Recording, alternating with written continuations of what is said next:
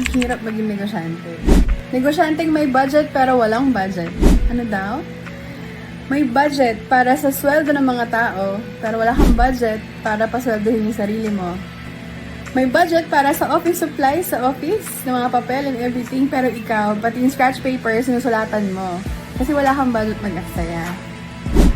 May budget para sa toilet paper sa office, pero sa bahay, wala kang toilet paper, nakamiday ka, hindi ka talaga nag-toilet paper, pakliyente lang yun.